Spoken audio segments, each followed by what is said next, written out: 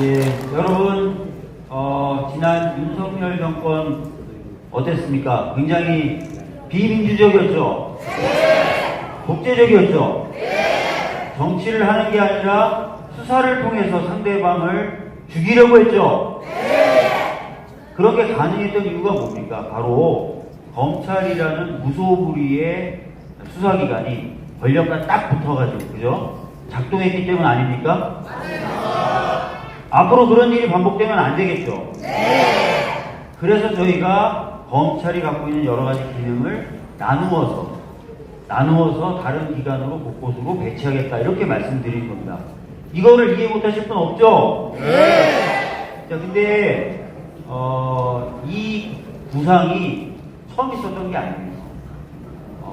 우리가 일제로부터 해방되고 나서, 근대적이고 현대적인 형사 체계를 만들 때 국회에서 국회의원들이 논의를 할 거 아니에요. 법을 어떻게 만들면 좋지? 그리고 수사는 누가 하면 좋지? 검사라는 존재는 어떤 권한까지 가져야 될까? 이런 논의를 했단 말이에요. 근데 그때 논의할 때도 수십 년 전에 그때 논의할 때도 검사가 수사하면 안 된다는 얘기가 지배적이었어요. 검사가 기소한 것뿐만 아니라 수사까지 하게 되면 이건 게슈타포처럼 된다. 독일의 게슈타포처럼 된다. 이런 얘기들을 국회의원들이 나눕니다. 그게 다 회의록에 남아있어요. 그런데 왜 검사에게 그 당시 수사권을 인정했느냐? 해방됐을 무렵에 경찰이 대부분 그 뿌리가 어디 있었습니까? 친일 경찰의 뿌리가 있었던 거예요.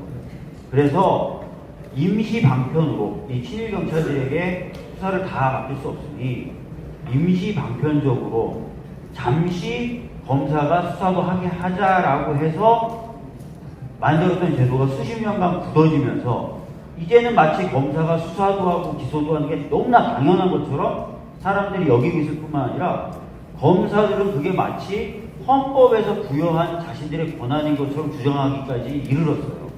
그러나 그렇지 않다.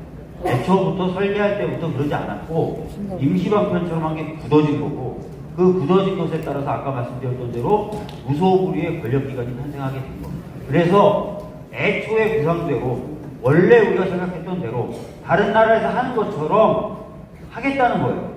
이게 마치 우리가 어마무시한 해서는 안 될 일을 하는 게 아니에요. 맞죠? 네. 그래서 여러분들이 이 부분을 이거 해도 되는 건가?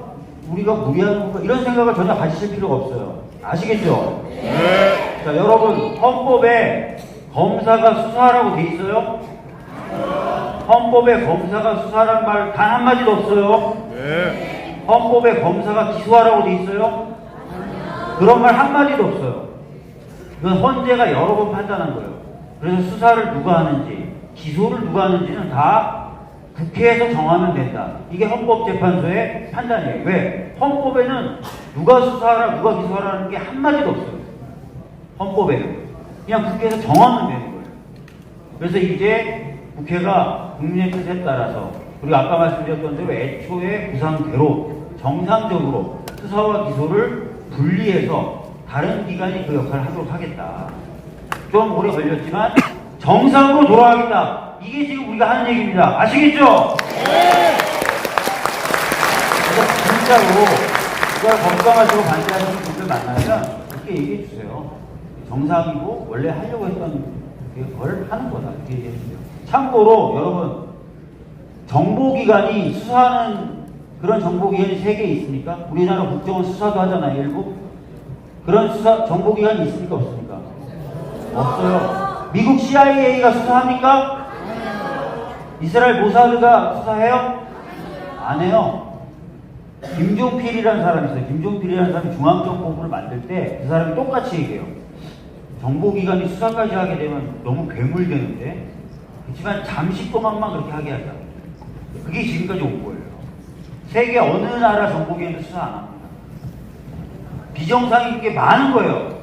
다 정상으로 돌려야 되는 겁니다. 아시겠죠? 네. 저는 이 정도만 말씀드릴게요. 네, 고맙습니다. 윤석열 정부에서 검찰을